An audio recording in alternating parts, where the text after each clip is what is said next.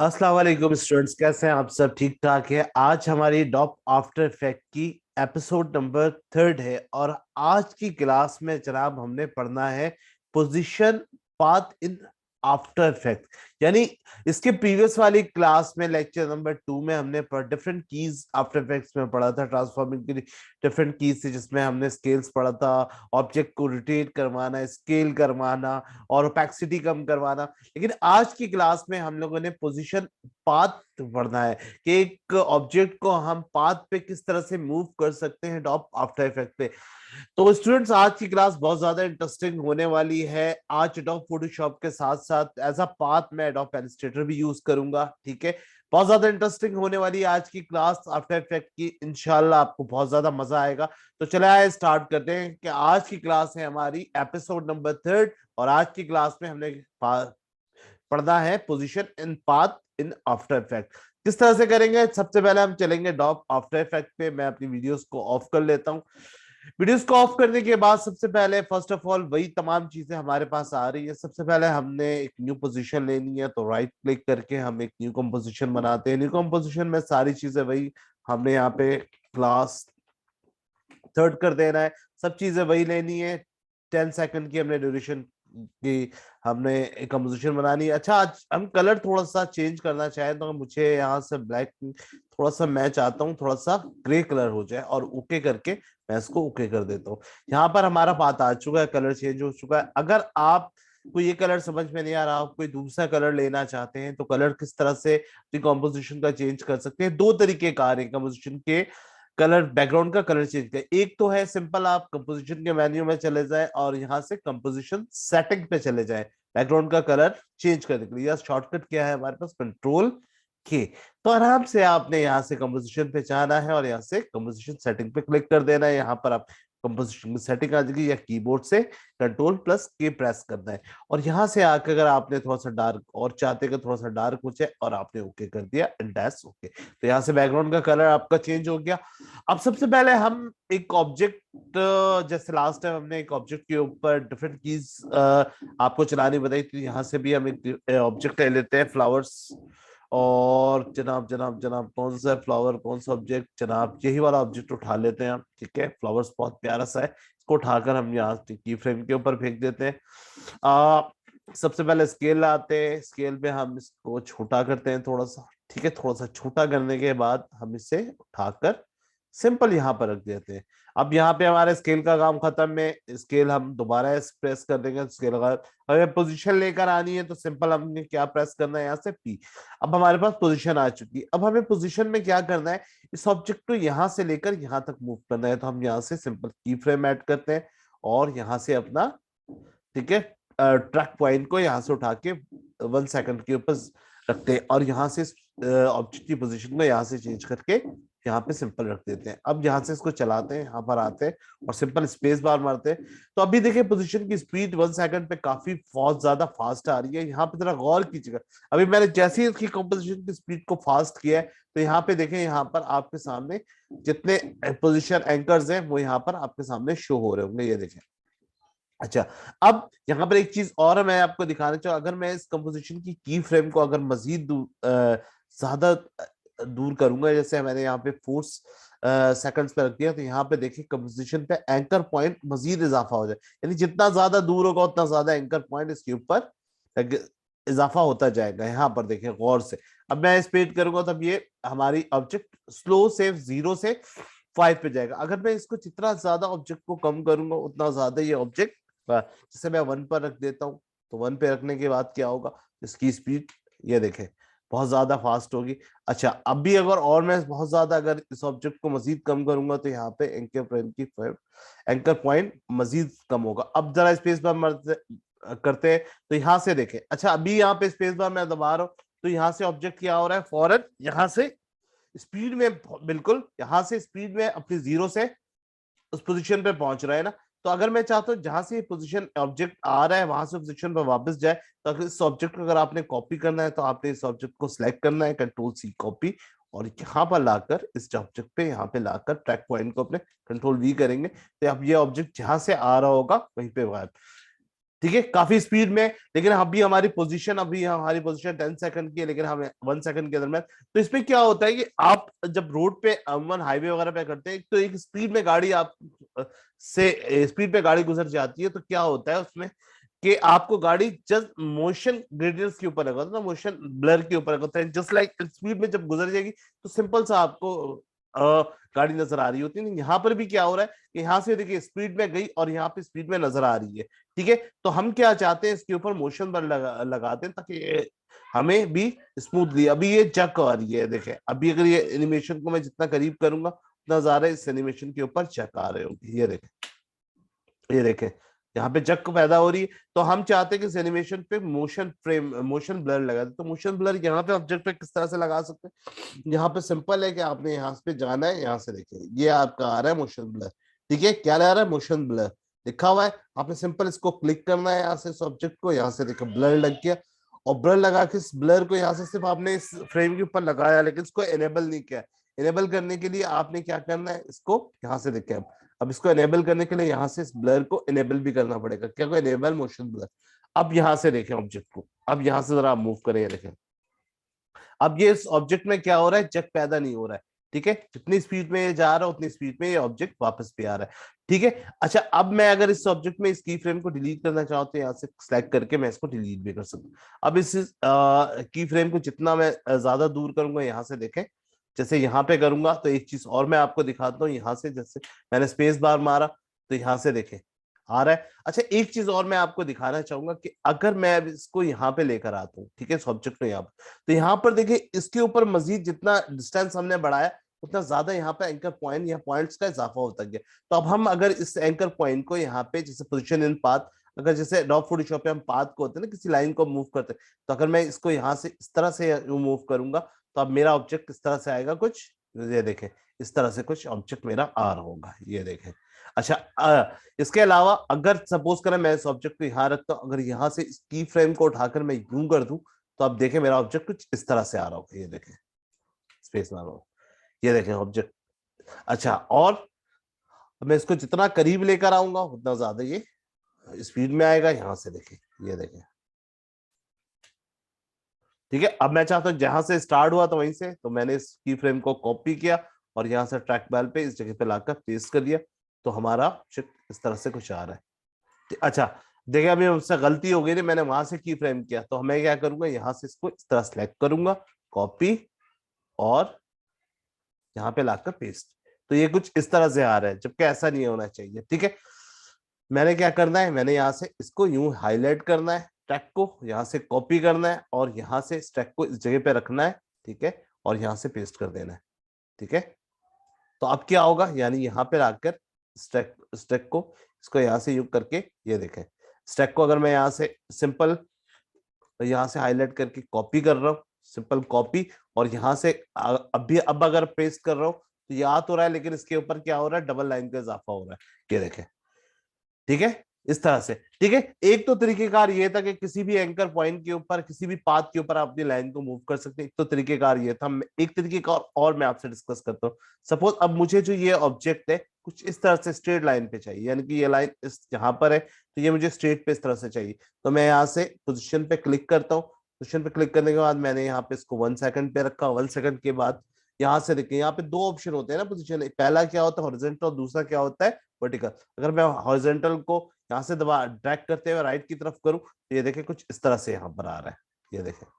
और left left की तरफ लेके जाऊंगा तो कि वैल्यूज क्या होगी, डिग्रीज होगा तो ये लेफ्ट की तरफ जाएगा, और यहाँ से राइट की तरफ जाऊंगा तो वैल्यू इंक्रीज होगा तो ये यहाँ पर आ गया। ठीक है, अब ये ऑब्जेक्ट मेरा यहाँ से कहाँ से आ गया, इस एंकर पे इस तरफ से आ रहा है। ठीक है, अब मैं चाह रहा हूँ कि दूसरा एंकर मैं कहाँ पे रखूँ, टू पे, टू के पॉइंट्स पे आने के बाद अब मैं इसको यहाँ से वर्टिकल को डाउन की तरफ, राइट की तरफ लेके जाऊंगा तो ये ऑब्जेक्ट कुछ इस तरह से डाउन की तरफ जा रहा है।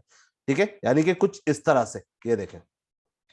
ठीक है, अब मैं चाहता हूँ कि ये ऑब्जेक्ट स्ट्रेट आए, तो अब मैं अगर ऑब्जेक्ट को यहाँ से रखता हूँ तो ये देखें, तो यहाँ से अगर इस एंकर को अगर मैं सिलेक्ट करने की कोशिश करता हूँ, जैसे ऑल्टर वगैरह दबा के हम लोग इलस्ट्रेटर में फोटोशॉप में करते थे, जैसे इसको कर दिया। ठीक है, अच्छा ठीक है, इसके करने के बाद फिर हमने इसको कुछ किया। ठीक है, अगर यहाँ पे क्लिक करके यहाँ पे अगर इसको सेट करने की कोशिश किया, तो एक अगर इसको सेट कर रहा हूं तो ये देखें ये कुछ अजीब सा हो रहा है। ठीक है, तो हम इसको किस तरह से सेट करेंगे, कंट्रोल जेड इसका सिंपल सा तरीका है। जब भी कभी आप एंकर्स पे इस तरह से टर्न आउट करें तो उसके लिए आप सिंपल क्या करेंगे, यानी एक को आप सेट करने की कोशिश करेंगे तो दूसरा ऑटोमेटिकली खराब हो जाएगा। ये देखें, अगर आप यहां से इसको सेट करने की कोशिश करेंगे, ठीक है, तो ये दूसरा भी इस तरह से आगे पीछे हो जाएगा। तो आप इसका सिंपल सा तरीका है कि आप इसको क्या करें, जैसे ऑब्जेक्ट यहाँ दूसरे पे आया तो आप इसके ऊपर सिंपल इसको स्ट्रेट करने के लिए यहाँ से इस एंकर पॉइंट के ऊपर राइट क्लिक करेंगे और यहाँ से जाएंगे आप की फ्रेम इंटरपोलेशन पे, इंटरपोलेशन के ऊपर क्लिक करेंगे, की फ्रेम इंटरपोलेशन, और यहाँ से स्पेशल इंटरपोलेशन में आगे जहाँ पे क्या लिखा हुआ है, कंटिन्यूस ब्रीजियर है, इसके ऊपर चेक लगा के आप लीनियर कर देते, देखिए ये लाइन क्या हो जाएगा, जैसे ओके करेंगे स्ट्रेट हो जाएगा। यहाँ से देखें अब ये लाइन ये कुछ इस तरह से आई और यहाँ से कुछ बात इस तरह से आ रही। अब मैं 3 पे रखकर मैं फिर इस लाइन को इस तरफ लेफ्ट की तरफ लेकर आना चाहता हूँ। ये देखें, ये देखें, और मैं थोड़ा सा आगे और ले आता हूँ यहाँ पर सपोज, ठीक है, कंट्रोल जेड, ठीक है, और अगर मैं पाथ को यहाँ से खुद उठा के लेकर आऊं तो अब इसको भी हमें इंटरपोलेशन करना पड़ेगा, राइट क्लिक, ठीक है, की फ्रेम इंटरपोलेशन, और यहाँ पे स्पेशल जाके हमने इसको लीनियर करना पड़ेगा। ये देखें अब, अच्छा फिर आगे जाकर फिर मुझे इसको यहाँ से उठाकर ये देखें यहाँ पे लाकर मिलाना है। तो फिर ये आप इस तरह से भी कर सकते हैं या फिर उस तरह से कर ले की फ्रेम, कोई इशू नहीं। फिर इंटरपोलेशन, हर पॉइंट से आपको इंटरपोलेशन लाजमी देना पड़ेगा और यहाँ से आपको लीनियर पे ओके। अब ये देखें कुछ, अब जरा स्पेस बार, अच्छा एक चीज मैं और आपको सिखाऊंगा कि अभी यहाँ पे की फ्रेम की साइज अगर आप इक्वल करना चाहते हैं तो आप क्या करें, इन सबको यहाँ से यूं हाईलाइट करें, हाईलाइट करने के बाद ऑल्टर की प्रेस करें और यहाँ से इसकी साइज को बढ़ाना है।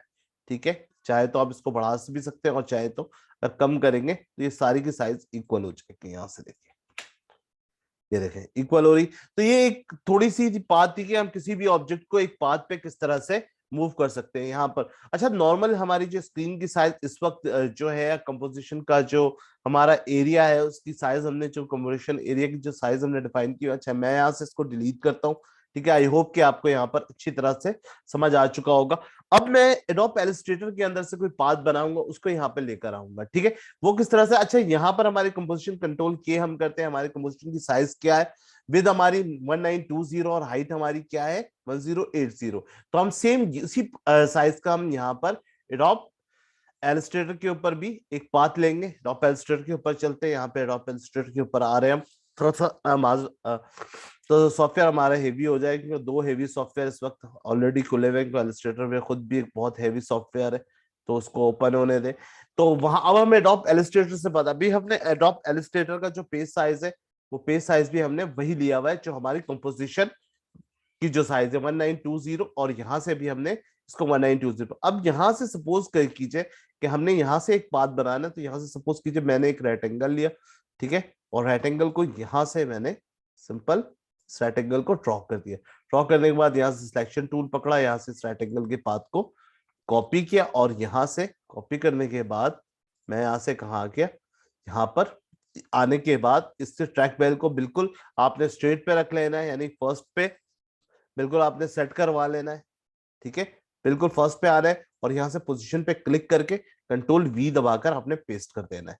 ठीक है, अब यहाँ पे देखें जैसे आपने कंट्रोल वी किया तो यहाँ से देखें ऑटोमेटिकली आपकी पोजीशन सेट हो गई है। देखें, अच्छा अभी जब आपने पाथ थ्रू किया है तो आपकी का ऑब्जेक्ट कहां से मूव कर रहा है, आपका ऑब्जेक्ट इस जगह से मूव कर रहा है, यानी राइट के बॉटम से। तो आप चाहते हैं जहां से शुरू किया था आपने वहीं से शुरू होना चाहिए। अच्छा यहाँ पर एक चीज और, यहाँ पे तो अभी मैंने एक सबको सिलेक्ट करके एक साथ किया था, यहाँ पर जब आप ऑब्जेक्ट फोटोशॉप से या इलस्ट्रेटर से बना के लेकर आएंगे तो उसके लिए लाजमी नहीं होगा कि आप ऑल्टर, अब यहाँ से डायरेक्ट भी इसको सिलेक्ट करेंगे तो ये डायरेक्ट भी आपका पाथ सेट हो जाएगा यहाँ से इस तरह से। अब जरा स्पेस बार मार के देखिए, ये देखिए, अच्छा अभी पाथ यहां से शुरू होना है बॉटम से, यानी कहां से स्टार्ट हो रहा है, पाथ हमारा स्टार्ट हो रहा है यहाँ से। हम चाहते हैं कि पाथ हमारा यहाँ स्टार्ट से स्टार्ट हो, तो उसके लिए अब हम क्या करेंगे, उसके लिए हम सिंपल क्या करेंगे, यहाँ से पाथ हमने डिलीट किया इस जगह से और हम चलते हैं एडोब इलस्ट्रेटर पे। यहाँ पे इलस्ट्रेटर पे आने के बाद हमने क्या किया, इस पाथ को डिलीट किया, ठीक है, और यहाँ से ले लिया हमने एंकर पॉइंट टूल।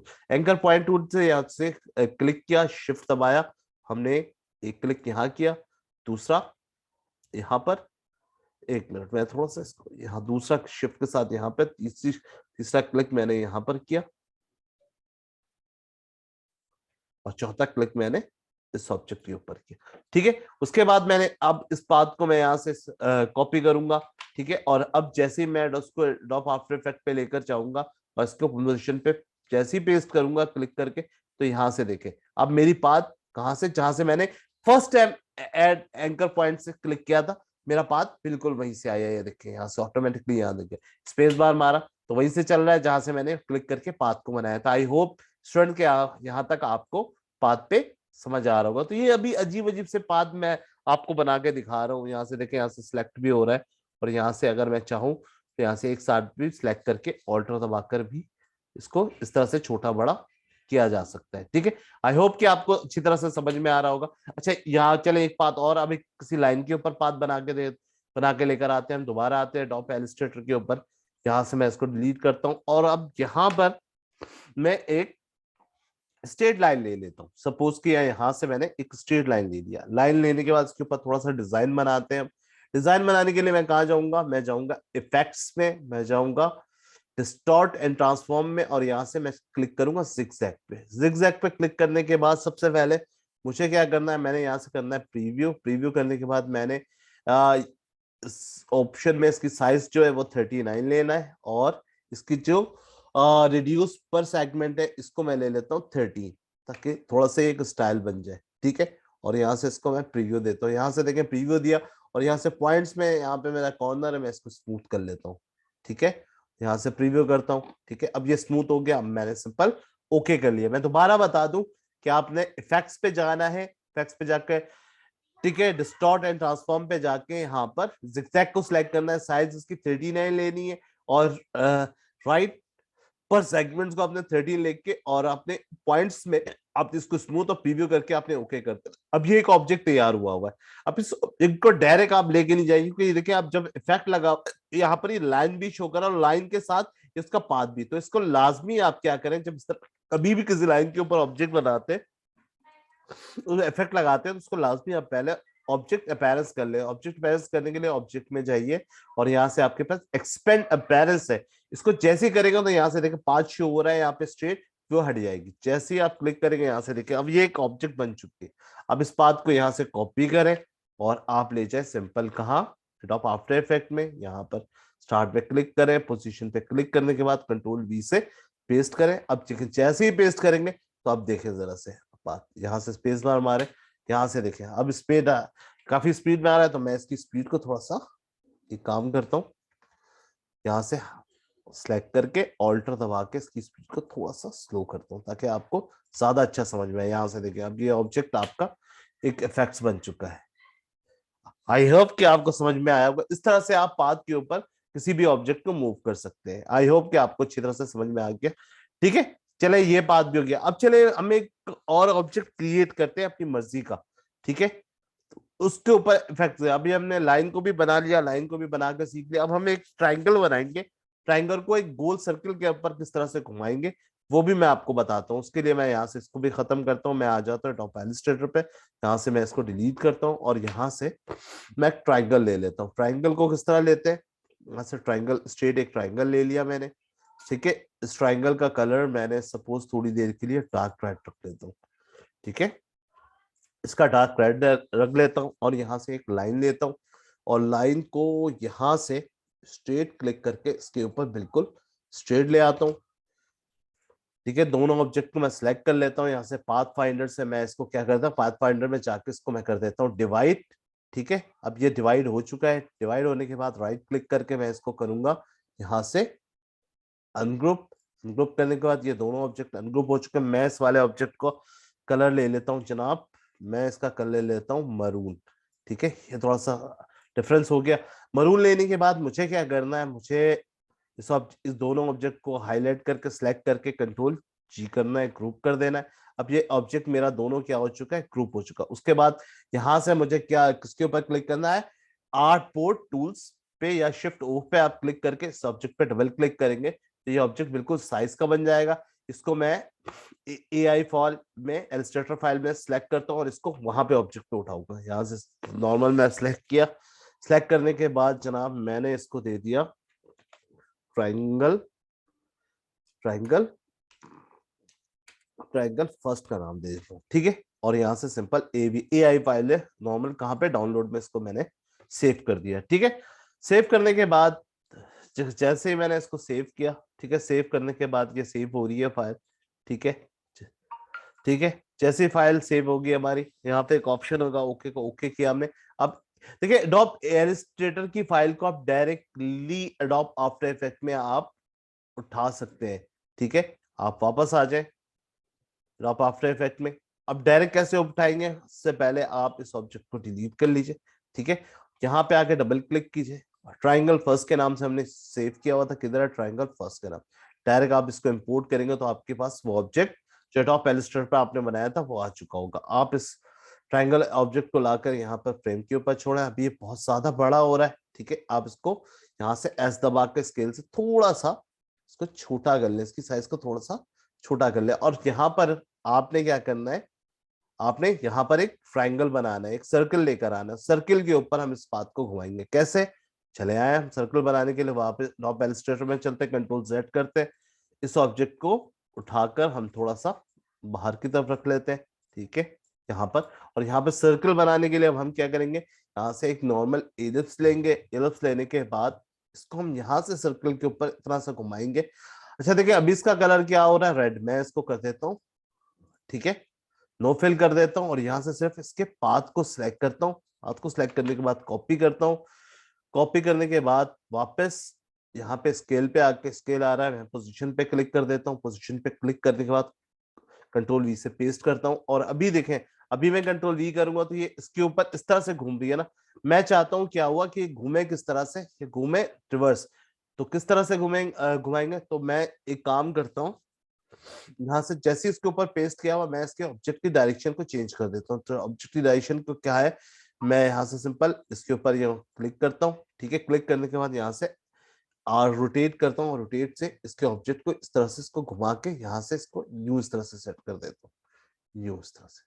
और यहाँ से आप अब जरा इसको यू स्पेस बार मारते हैं, देखिए ये कुछ इस तरह से घूम रहा है। तो मैं क्या चाहता हूँ कि ये ऑब्जेक्ट जैसे ही घूमे, यानी कि ये ऑब्जेक्ट जैसे ही घूमे तो इसके साथ साथ रोटेट कर रहा हो ये ऑब्जेक्ट। तो ये किस तरह से करेगा, इसको रोटेट करवाने के लिए सिंपल हम क्या करेंगे, हम यहाँ से आएंगे, यहाँ पर इस ऑब्जेक्ट को क्लिक करेंगे। क्लिक करने के बाद हम जाएंगे लेयर में, एडोब आफ्टर इफेक्ट में लेयर में, यहाँ से जाएंगे हम कहाँ, ट्रांसफॉर्म में, ट्रांसफॉर्म में जाएंगे हम ऑटो ओरिएंट में। ऑटो ओरिएंट में जाने के बाद यहाँ पर ऑटो ओरिएंट का ऑप्शन आ रहा है, यहाँ से एक ऑफ आ रहा है, एक आ रहा है ओरिएंट अलोंग पाथ।